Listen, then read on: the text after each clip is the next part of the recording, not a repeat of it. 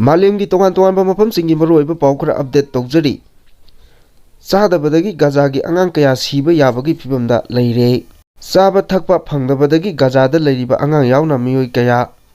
सीबा याबगी फिबमदा लैरे हौजिक northern गाजादा लैबा Indonesian hospital अमदा यामद्रबदा अंगांग यावना पुन्ना मियोइ हुम्फु मुक चाबा थकपा फंगदबदगी सीबा याना Larry हाइना Palestinian health authority की माइकैदगी फोंदोरकली गाजादा हौजिक लैरिबा चाबा थकपा फंगदबगी फिबम असी अकीबा अमकी मसकनी हौजिकसु लेबाक असिदा इजरायलगी लानमीसिंगना अदुमक लेपा लैतना लांदारी हौकिबा पुंग कुनमरी मनुंगदा इजरायलगी अटैकता पुन्ना मियोइ कुनिपान रोम सीखरे अदुगा मियोइ यांखैमरी रोमना चावना अशोक अपन नंखरे हौजिक फावबदा इजरायलगी लानमीसिंगना गाजागी लाल असिदा पुन्ना पैलेस्टाइनियन 95 रोम हाटखरे अदुगा अशोकपगी मसिंगना लाख अमा 6,353 रोम सुखरे पनबा याबदी इजरायल अमदी हमासका गाजादा चोकनादुना लाखलिबा लाल असी सीजफायर तौननबा तांकक कया थोकना नाकल अनिगी मरक्ता वारी सानकबसु लैख्रबनी अदुबो नाकल अनिमगना थमनरिबा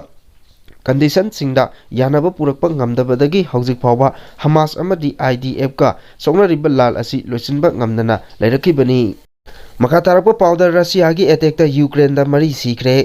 रशिया अमदी यूक्रेन के सोंगनरिबा लाल असिदा हौकिबा पुंग कुनमरी की मनुंगदा रशियाना कापसिलखिबा मिसाइल की अटैकता यूक्रेनदा यामद्रबदा मियोइ मरी सीखरे अदुगा मियोइ 13 रोमना चावना अशोक अपन नंखरे अटैक अदुदा यूक्रेन की न्यूक्लियर पावर प्लांट दसु अमांगता थोकरे लाल असिगी मनुंग चन्ना रशियागी लानमीसिंगना लेपा लैतना यूक्रेनदा अटैक चथदुना मांगजिन थाना संगसिली हाइरी मखा तारकपा अतोपा पाउदा म्यांमार की अरकान आर्मीना मगदाउन खुल मपुंग फाना लौसिनख्रे म्यांमार की खुलाई पाइबा ग्रुप अमा ओरिबा अरकान आर्मीना बांग्लादेश का थंगनबा म्यांमार की बॉर्डर एरिया दा लैबा मगदाउन हाइना खंगनबा खुल अमा मपुंग फाना लौसिनदुना कंट्रोल तौख्रे हाइरी न्यूज एजेंसी AP की रिपोर्ट अमा की मतुंग इन्ना अरकान आर्मी की स्पोक्सपर्सन खेंग खुखाना म्यांमार मिलिटरी सेशन की लानमी मकोक थोंगबा लुचिंगबा जनरल थोरिन तुन चेनबा होनबदा फाबा ngamkre haina phongdorakre hari Myanmar की मिलिटरी गवर्नमेंट की माइकैदगी हिरम असिगी मतंगदा करिगुबा वाफम अमता phongdorakpa लैत्री मिलिटरी गवर्नमेंट असिगी मथक्ता अरकान यावना रेबेल ग्रुप कयाना लाल हौरिबनी हाइरी मखा तारकपा पाउदा साउथ कोरिया की हानगी डिफेंस मिनिस्टर किम योंग मसा मतंदा सिजनबा होनारमले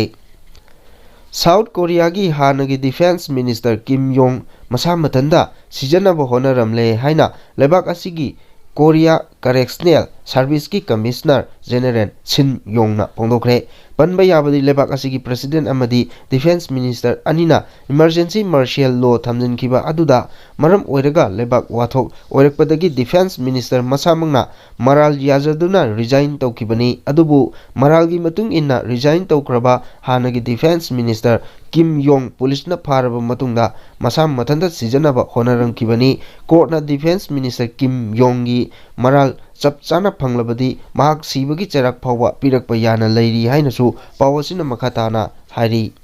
मखा तारकपा पावदा बेंजामिनना डॉक्टर लेप्तुना जज सिंगदा हेलो हाइक्रे इजरायल की प्राइम मिनिस्टर बेंजामिन नेतान्याहुना अहानबा ओइना करप्शन की केस अमगिदमक कोर्ट की डॉक्टर लेप्तुना जज सिंगदा हेलो हाइरुबदा जज सिंगना अतोपा एविडेंस पीबा लाकपा मियोइ सिंगना फंगबा राइट का चप मानना फमदुना नत्रगा लेप्तुना अपाम्ब मोंगदा एविडेंस की वाफम फोंदोकपा यागनी हाइना फोंदोखरे पनबा याबदी सही असिगी सही कयागी ममांगदगी बेंजामिन नेतान्याहुगी मथक्ता करप्शन की केस अमा चथदुना लाखिबनी कोर्टा बेंजामिनना अचुम्बा हाइबा फंगनबगिदमक सही निपाल की ममांगदा अयाक ngaiduna lairakpani corruption gi matangda aingonda siriba maral asi yumpham yaudaba wafamni maram aduna aigi ithakta case thagalagliba miyosingna case adi asi handoki gadabani haibagi achouba thajaba lai haiki hairi atopa makha tarakpa manaba pau amada Sudan da numit nini gi manungda miyoi chamuga kuntret rom hatkre Sudan da thokliba irang asigi manung chana numit nini gi manungda miyoi chamuga kuntaret rom hatkre lebak asida lepa laitana thokliba lal asina lebak asigi army amadi paramilitary parade support force RSF की मरक्ता चाउना थोकलिबा मुंगनाबा असिना ओहेलकपनी RSF ना मपुंग फाना control तौख्रबा Sudan की मफम सिंगदा army सिंगना air strike चथदुना ꯂꯥꯟꯗꯥꯕꯗ ꯌꯥꯝꯂꯕ ꯃꯤꯑꯣꯏꯁꯤꯡ ꯑꯁꯤ ꯁꯤꯈꯤꯕꯅꯤ꯫ ꯂꯥꯜ ꯑꯁꯤꯅ ꯃꯔꯝ ꯑꯣꯏꯔꯒ ꯁꯨꯗꯥꯟꯒꯤ ꯃꯤꯑꯣꯏ ꯂꯥꯈ 23 ꯔꯣꯝ ꯑꯇꯣꯞꯄ ꯂꯩꯕꯥꯛꯁꯤꯡꯗ ꯂꯥꯟꯖꯦꯟꯅꯗꯨꯅ ꯍꯤꯡꯂꯤꯕꯅꯤ, ꯂꯣꯏꯅꯅ ꯃꯤꯆꯝ ꯃꯤꯑꯣꯏ ꯀꯌꯥꯒꯤ ꯄꯨꯟꯁꯤ ꯈꯥꯡꯃꯨꯊꯛꯇ ꯁꯤꯈꯤꯕ ꯂꯩꯈ꯭ꯔꯕꯅꯤ꯫ ꯔꯤꯄꯣꯔꯠ ꯑꯃꯒꯤ ꯃꯇꯨꯡ ꯏꯟꯅ ꯍꯧꯖꯤꯛ ꯐꯥꯎꯕꯒꯤꯗ ꯂꯥꯜ ꯑꯁꯤꯗ ꯆꯍꯤ ꯑꯃꯒꯤ ꯃꯅꯨꯡꯗ ꯃꯤꯑꯣꯏ 94,000 ꯔꯣꯝ ꯁꯤꯈ꯭ꯔꯦ, ꯑꯗꯨꯒ ꯃꯤꯑꯣꯏ ꯀꯌꯥ ꯑꯃꯅ ꯑꯁꯣꯛ ꯑꯄꯟ ꯅꯪꯈ꯭ꯔꯦ, ꯆꯥꯕ ꯊꯛꯄ ꯐꯪꯗꯕꯗꯒꯤ ꯑꯋꯥꯕ ꯆꯥꯎꯅ ꯃꯥꯌꯣꯛꯅꯔꯤ ꯍꯥꯏꯔꯤ꯫ ꯃꯈꯥ ꯇꯥꯔꯛꯄ ꯄꯥꯎꯗ ꯄꯨꯡ 94 ꯆꯨꯞꯅ ꯁꯤꯔꯤꯌꯥꯗ ꯏꯖꯔꯦꯜꯅ ꯏꯌꯔ ꯏꯁꯇ꯭ꯔꯥꯏꯛ 250 ꯔꯣꯝ ꯆꯠꯊꯗꯨꯅ ꯑꯁꯥꯗꯀꯤ ꯃꯇꯝꯗ ꯊꯝꯂꯝꯕ ꯃꯤꯂꯤꯇꯔꯤ ꯋꯦꯄꯟ 30 ꯃꯥꯡ ꯇꯥꯛꯍꯟꯈ꯭ꯔꯦ꯫ ꯄꯨꯡ 94 ꯔꯣꯝ ꯆꯨꯞꯅ ꯁꯤꯔꯤꯌꯥꯗ ꯏꯖꯔꯦꯜꯒꯤ ꯂꯥꯟꯃꯤꯁꯤꯡꯅ ꯏꯌꯔ ꯏꯁꯇ꯭ꯔꯥꯏꯛ 250 ꯔꯣꯝ ꯆꯠꯊꯗꯨꯅ ꯕꯁꯥꯔ ꯑꯜ-ꯑꯁꯥꯗꯀꯤ ꯂꯩꯉꯥꯛ ꯃꯇꯝꯗ ꯊꯝꯂꯝꯕ ꯃꯤꯂꯤꯇꯔꯤ ꯋꯦꯄꯟ 30 ꯔꯣꯝ ꯃꯥꯡ ꯇꯥꯛꯍꯟꯈ꯭ꯔꯦ꯫ ꯏꯖꯔꯦꯜꯒꯤ ꯂꯥꯟꯃꯤꯁꯤꯡꯅ ꯅꯣꯡꯊꯛꯇꯒꯤ ꯏꯌꯔ ꯏꯁꯇ꯭ꯔꯥꯏꯛ ꯆꯠꯊꯈꯤꯕꯗ ꯅꯠꯇꯅ ꯅꯦꯚꯤꯒꯤ ꯃꯥꯏꯀꯩꯗꯒꯤꯁꯨ ꯁꯤꯔꯤꯌꯥꯒꯤ al-Baida ꯑꯃꯗꯤ ꯂꯥꯇꯥꯀꯤꯌꯥꯅꯆꯤꯡꯕ ꯁꯤ ꯀꯣꯁꯁꯤꯡꯗ ꯂꯥꯟꯗꯥꯗꯨꯅ ꯆꯥꯎꯅ ꯑꯃꯥꯡ ꯑꯇꯥ ꯊꯣꯛꯍꯟꯈꯤ꯫ ꯏꯖꯔꯦꯜꯒꯤ ꯂꯥꯟꯃꯤꯁꯤꯡꯅ ꯁꯤꯔꯤꯌꯥꯒꯤ ꯃꯤꯂꯤꯇꯔꯤꯒꯤ ꯈꯨꯠꯂꯥꯏꯁꯤꯡ ꯃꯥꯡꯍꯟ ꯇꯥꯛꯍꯜꯂꯤꯕ ꯑꯁꯤ ꯍꯦꯖꯕꯣꯂꯥ, ISIS ꯔꯦꯕꯦꯜ ꯇꯦꯔꯣꯔꯤꯁꯠ ꯒ꯭ꯔꯨꯞꯁꯤꯡ ꯑꯁꯤꯅ ꯃꯈꯣꯏꯒꯤ ꯑꯣꯏꯅꯕ ꯍꯣꯠꯅꯔꯛꯄ ꯎꯕꯗꯒꯤ ꯃꯈꯣꯏꯒꯤ ꯃꯈꯨꯠꯇ ꯆꯟꯗꯅꯕꯒꯤꯗꯃꯛ ꯄꯥꯏꯈꯠꯂꯛꯄ ꯊꯧꯔꯥꯡ ꯑꯃꯅꯤ, ꯂꯣꯏꯅꯅ ꯁꯤꯔꯤꯌꯥꯒ ꯂꯣꯟꯅꯕ ꯃꯐꯝꯗ ꯂꯩꯕ ꯃꯔꯝꯅ ꯏꯖꯔꯦꯜꯒꯤ ꯃꯤꯆꯝ ꯃꯤꯌꯥꯝꯒꯤ ꯁꯦꯀ꯭ꯌꯨꯔꯤꯇꯤꯒꯤ ꯌꯦꯡꯂꯒ ꯑꯦꯇꯦꯛ ꯑꯁꯤ ꯆꯠꯊꯔꯛꯄꯅꯤ ꯍꯥꯏꯅ ꯏꯖꯔꯦꯜꯒꯤ ꯃꯥꯏꯀꯩꯗꯒꯤ ꯐꯣꯡꯗꯣꯔꯛꯂꯤ꯫ ꯏꯖꯔꯦꯜꯒꯤ ꯂꯥꯟꯃꯤꯁꯤꯡ ꯑꯗꯨꯅ ꯁꯤꯔꯤꯌꯥꯒꯤ ꯗꯃꯤꯁꯛ, ꯍꯣꯝꯁ, ꯂꯥꯇꯥꯀꯤꯌꯥ, ꯄꯥꯂꯥꯏꯃꯦꯔꯥ ꯑꯃꯗꯤ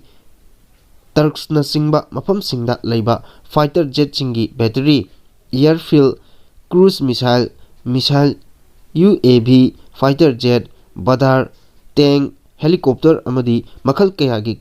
ꯂꯥꯜꯒꯤ ꯈꯨꯠꯂꯥꯏ ꯀꯌꯥ ꯏꯌꯔ ꯏꯁꯇ꯭ꯔꯥꯏꯛ ꯆꯠꯊꯗꯨꯅ ꯊꯨꯒꯥꯏꯗꯨꯅ ꯆꯥꯎꯅ ꯑꯃꯥꯡ ꯑꯇꯥ ꯊꯣꯛꯍꯟꯈꯤꯕꯅꯤ ꯍꯥꯏꯔꯤ꯫ ꯑꯃꯔꯣꯝꯗ ꯁꯤꯔꯤꯌꯥꯗ ꯍꯧꯖꯤꯛ ꯑꯣꯏꯔꯤꯕ ꯂꯩꯕꯥꯛꯀꯤ ꯐꯤꯚꯝ ꯑꯁꯤ ꯌꯦꯡꯂꯒ ꯂꯩꯕꯥꯛ ꯑꯁꯤꯗ ꯂꯩꯔꯝꯕ ꯏꯟꯗꯤꯌꯥ ꯃꯆꯥ 75 ꯔꯣꯝ ꯏꯟꯗꯤꯌꯥ ꯒꯚꯔꯟꯃꯦꯟꯠꯅ ꯑꯈꯟꯅꯅ ꯊꯧꯔꯥꯡ ꯄꯥꯏꯈꯠꯇꯨꯅ ꯄꯨꯔꯛꯈ꯭ꯔꯦ, ꯂꯣꯏꯅꯅ ꯀꯔꯤꯒꯨꯝꯕ ꯍꯧꯖꯤꯛ ꯁꯤꯔꯤꯌꯥꯒꯤ ꯇꯣꯉꯥꯟ ꯇꯣꯉꯥꯟꯕ ꯃꯐꯝꯁꯤꯡꯗ ꯏꯟꯗꯤꯌꯥ ꯃꯆꯥ ꯂꯩꯕ ꯌꯥꯎꯔꯒꯗꯤ ꯏꯟꯗꯤꯌꯥꯒꯤ ꯏꯝꯕꯦꯁꯤꯗ ꯄꯥꯎ ꯐꯥꯎꯔꯛꯅꯕ ꯀꯟꯇꯦꯛ ꯅꯝꯕꯔ ꯑꯃꯗꯤ ꯏꯃꯦꯜꯅꯆꯤꯡꯕ ꯄꯤꯈ꯭ꯔꯦ ꯍꯥꯏꯔꯤ꯫ ꯃꯈꯥ ꯇꯥꯔꯛꯄꯗ ISIS ꯔꯦꯕꯦꯜ ꯒ꯭ꯔꯨꯞꯅ ꯁꯦꯗꯅꯥꯌꯥ ꯖꯦꯜꯗꯒꯤ ꯍꯧꯖꯤꯛꯁꯨ ꯃꯤꯑꯣꯏ ꯂꯥꯈ 1 ꯍꯦꯟꯅ ꯂꯧꯊꯣꯛꯄ ꯉꯝꯗ꯭ꯔꯤ꯫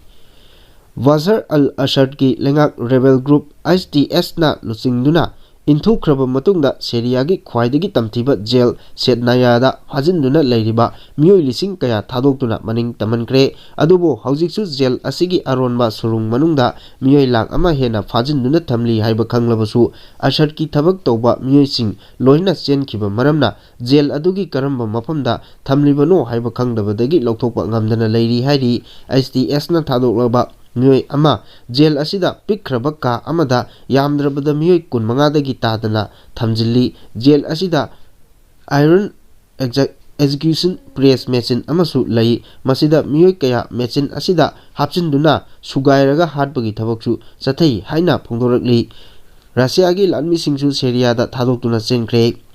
ꯁꯤꯔꯤꯌꯥꯒꯤ ꯄ꯭ꯔꯦꯁꯤꯗꯦꯟꯠ ꯕꯁꯥꯔ ꯑꯜ-ꯑꯁꯥꯗꯀꯤ ꯂꯩꯉꯥꯛꯇ ꯆꯥꯎꯅ ꯃꯇꯦꯡ ꯄꯥꯡꯗꯨꯅ ꯂꯩꯔꯝꯕ ꯔꯁꯤꯌꯥꯒꯤ ꯂꯥꯟꯃꯤ ꯀꯌꯥ ꯃꯈꯣꯏꯅ ꯂꯩꯔꯝꯕ ꯃꯤꯂꯤꯇꯔꯤ ꯕꯦꯖꯁꯤꯡ ꯊꯥꯗꯣꯛꯇꯨꯅ ꯆꯦꯟꯈ꯭ꯔꯦ꯫ ꯔꯁꯤꯌꯥꯒꯤ ꯂꯥꯟꯃꯤꯁꯤꯡ ꯁꯤꯔꯤꯌꯥ ꯊꯥꯗꯣꯛꯇꯨꯅ ꯆꯦꯟꯈ꯭ꯔꯕ ꯑꯁꯤ ISISꯅ ꯂꯨꯆꯤꯡꯕ ꯔꯦꯕꯦꯜ ꯒ꯭ꯔꯨꯞ ꯀꯌꯥ ꯔꯁꯤꯌꯥꯒꯤ ꯃꯤꯂꯤꯇꯔꯤ ꯀꯦꯝꯞ ꯇꯝꯅ ꯑꯦꯇꯦꯛ ꯇꯧꯅꯕ ꯂꯥꯛꯄꯒꯤ ꯄꯥꯎ ꯐꯪꯕꯗꯒꯤ ꯆꯦꯟꯈꯤꯕꯅꯤ ꯍꯥꯏꯔꯤ꯫ ISIS ꯑꯃꯗꯤ SDFꯀꯤ ꯃꯔꯛꯇ ꯊꯥꯎꯒꯤ ꯂꯥꯜꯁꯨ ꯍꯧꯈ꯭ꯔꯦ꯫ ꯁꯤꯔꯤꯌꯥꯗ ꯃꯄꯨꯡ ꯐꯥꯅ ꯀꯟꯇ꯭ꯔꯣꯜ ꯇꯧꯕ ꯉꯝꯈ꯭ꯔꯕ ꯍꯔꯗ ꯑꯥꯔꯇꯤꯂꯔꯤ, ꯑꯜ-ꯁꯥꯝ, ISTA ꯑꯃꯗꯤ ꯁꯤꯔꯤꯌꯥꯟ ꯗꯤꯐꯦꯟꯁ ꯐꯣꯔꯁ SDFꯀꯤ